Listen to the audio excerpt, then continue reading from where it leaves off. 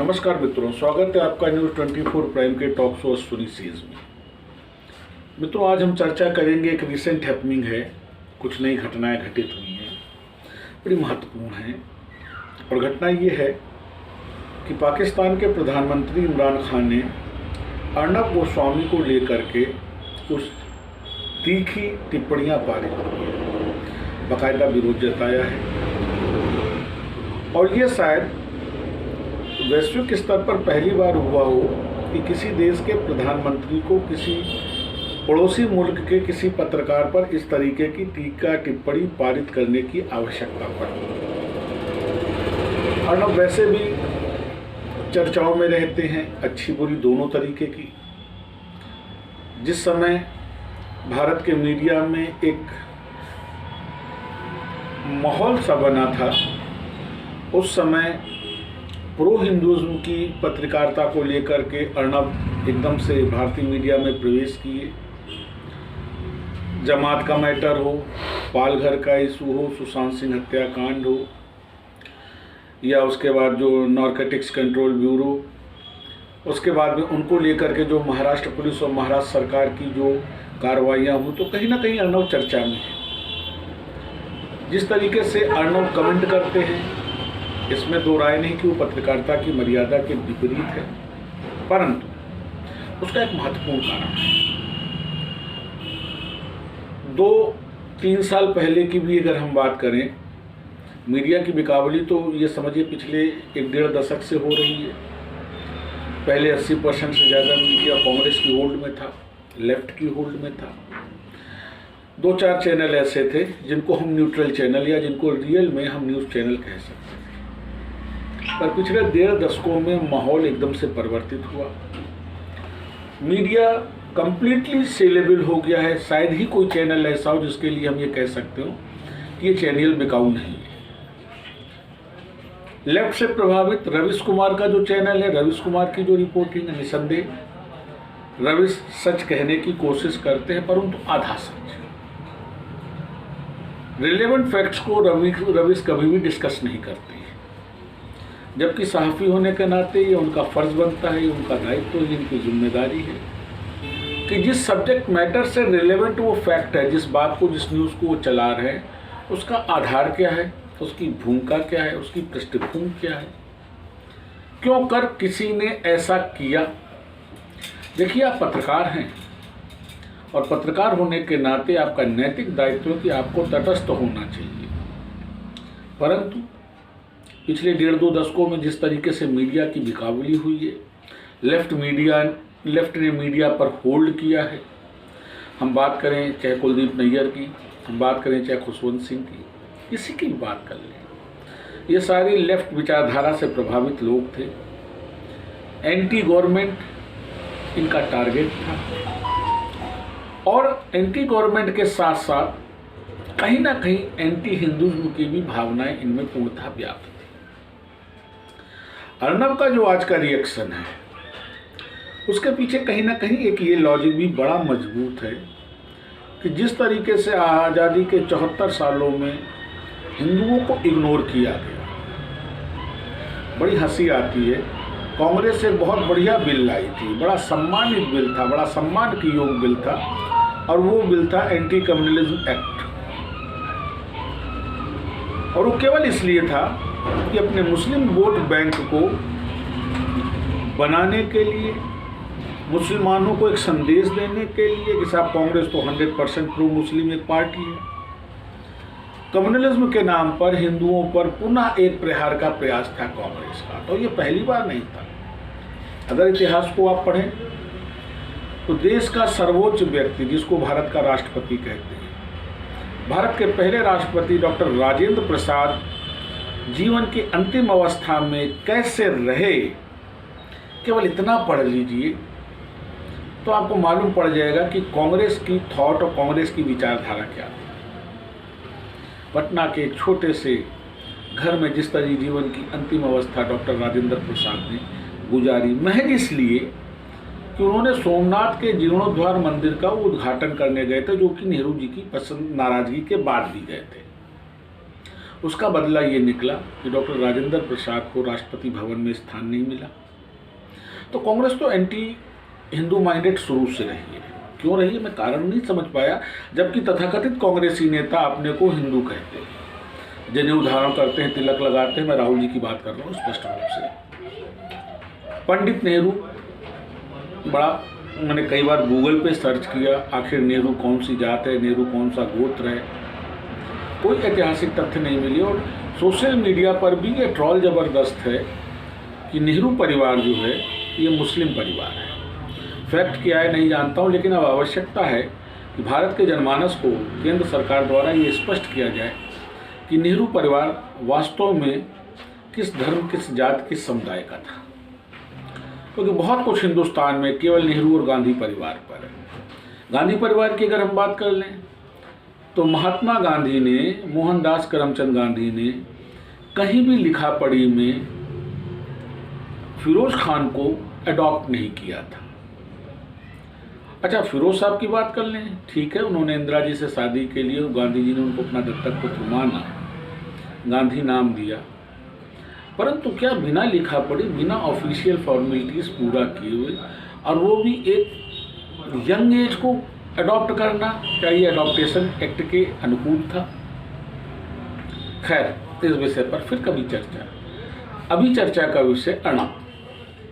अर्नब इसलिए कि अर्नब के कमेंट्स को लेकर के पाकिस्तान ने तीखी प्रतिक्रिया जाहिर की है। स्वयं प्रधानमंत्री इमरान खान ने तंजकसी की है, और ये बड़ी दुखद और शर्मनाक स्थिति है किसी भी देश के लिए। क्या पड़ोसी मुल्क के किसी पत्रकार को लेकर के इतना प्रेजुडियस हो जाए कि आप उसके लिए तल्ख और तीखी टिप्पणियां पारित करने लगे? ये कहीं ना कहीं गिरती हुई सोच का द्योतक है।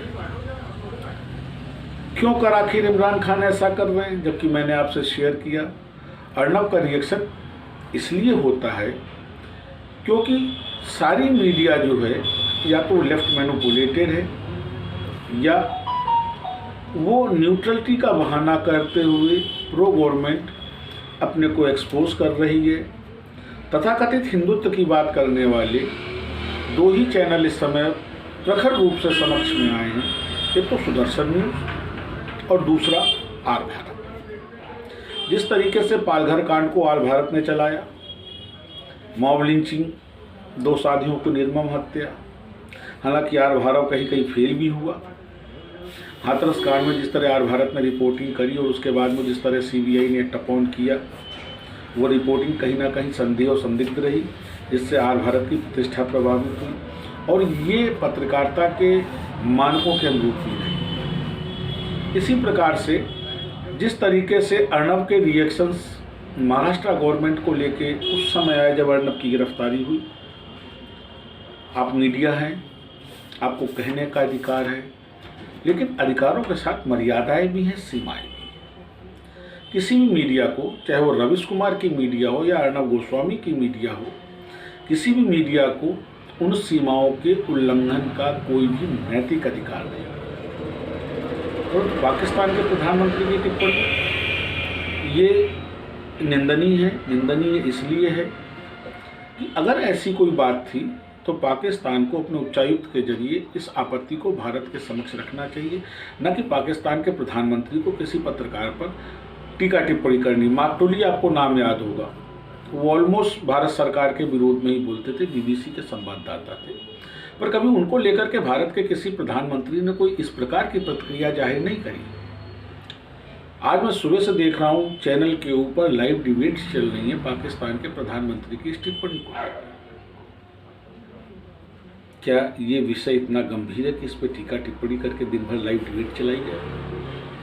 क्या पत्रकारिता का मायना केवल इतना रह गया है? ये बात पाकिस्तान के प्रधानमंत्री को भी समझनी चाहिए और साथ साथ ये बात अर्नब गोस्वामी जी को भी समझनी चाहिए कि आप पत्रकार हैं, आप प्रखरता से, प्रमुखता से आप बात उठाएं, आपको उसका ट्रायल करने का राइट नहीं है। जिस तरह सुशांत सिंह मर्डर केस में या सुशांत सिंह सुसाइड केस में एक तरीके का अप्रत्यक्ष ट्रायल कर दिया था भारत ने सीबीआई की जांच में, हालांकि वो तथ्य उससे विपरीत निकले। सुब्रमण्यम स्वामी ने भी इस बात को लेकर के लिखा पढ़ी की थी। तो आप इस मर्यादा को हमेशा ध्यान रखें कि being a journalist, being the fourth pillar of the democracy, आपको पॉइंट रेस करने का तो राइट है, उसको एनालाइज करने का राइट है, उस पर कमेंट का राइट है, लेकिन उसका ट्रायल करने का राइट है। खास करके उन स्थितियों में जब कोई भी वाद, कोई भी बात न्यायपालिका या जांच के अधीन हो। हाँ, जांच तथ्यों में अगर कोई कमी रह रही हो, कुछ महत्वपूर्ण दिशा निर्देश मिस हो रहे हों, तो निस्संदेह आप डिस्कस कर सकते हैं कि क्या जांच के दौरान जांच अधिकारी ने ये देखा। आप ये नहीं कह सकते कि जांच अधिकारी ने जानबूझ करके इसको ओवर बाईपास किया। सेम पोजीशन कि अगर पाकिस्तान के प्रधानमंत्री को ऐसा लगता है कि यार भारत द्वारा या अर्नब गोस्वामी द्वारा उनको लेकर के कुछ इस तरीके की टीका टिप्पणी की जा रही है, तो उसकी मर्यादित तरीका ये था कि उनको अपने उच्चायुक्त के जरिए हिंदुस्तान की सरकार के समक्ष अपनी आपत्ति प्रस्तुत करनी चाहिए, ना कि टीका टिप्पणी करके आप अपनी गरिमा तो गिरा ही रहे हैं, साथ में जो पत्रकारिता की मर्यादा है उसका भी हनन कर रहे हैं। हालांकि पाकिस्तान कोई मर्यादित देश नहीं है, पाकिस्तान किसी मर्यादा की सीमा में नहीं रहता है। पाकिस्तान में जो भी शासक आता है उसका केवल एक सूत्रीय उद्देश्य रहता है, शासन करना। शासन से पूर्व चाहे हम बात नवाज शरीफ की कर लें या बेनज़ीर साहिबा की कर लें जो मरहूम है, सब प्रो इंडिया थे, लेकिन सत्ता में बैठते ही ये सब के सब एंटी इंडियन हो गए, क्योंकि पाकिस्तान की राजनीति का आधार ही भारत का विरोध है। पाकिस्तान का जन्म ही भारत के विरोध के स्वरूप हुआ है और आज भी वहाँ की राजनीति इसी बात पर आधारित है कि शासक कितना भारत विरोधी सोच रहे हैं। जिस पाकिस्तान को टेररिज्म पॉइंट ऑफ व्यू पर संयुक्त राष्ट्र संघ में हर बार डिफीट होना पड़ा, अभी भी वो ग्रे लिस्ट में चल रहा है, परंतु भारत विरोधी विचारधारा में वो आज भी अग्रणी है। ये खुद में एक बड़ा गंभीर विषय है। तो साथियों, अब समय आ गया है कि भारत सरकार को, खास करके जो प्रसार भारती और जो ब्रॉडकास्टिंग मिनिस्ट्री है, उसको अब थोड़ा सा सचेत और सजग होना पड़ेगा कि पत्रकारिता की सीमाओं का ध्यान, चाहे वो चैनल हो या वो प्रिंट मीडिया हो, दोनों को दिलाते रहना पड़ेगा। कई बार चाहे वो जीटीवी वाला प्रकरण यदि आपको याद हो, जिंदल साहब वाला, या ऐसे कई प्रकरण ऐसे हुए हैं जब पत्रकारिता पर उंगली नहीं उठी बल्कि वो आरोप सिद्ध भी हुए। और आज पुनः ये चर्चा आम है कि पत्रकार बिकाऊ है, पत्रकारिता बिक रही है, चैनल या तो भाजपा ने खरीद रखा है या लेफ्ट ने खरीद रखा है या कांग्रेस की हाँ हुजूरी बजात करता है। अब समय आ गया है कि निष्पक्ष पत्रकारिता को लेकर के भारत सरकार को, ब्रॉडकास्टिंग मिनिस्ट्री को, प्रसार भारती को सजग होना पड़ेगा, सचेत होना पड़ेगा और एक्टिव होना पड़ेगा। क्यों? क्योंकि ये चौथा स्तंभ भी एकमात्र वो स्तंभ है जो वास्तविक हकीकत से जनता को, व्यवस्था को, शासन को, प्रशासन को दो चार कराता है कि सत्यता क्या है। हम आप ऐसे ही बेबाक चर्चा करते रहेंगे।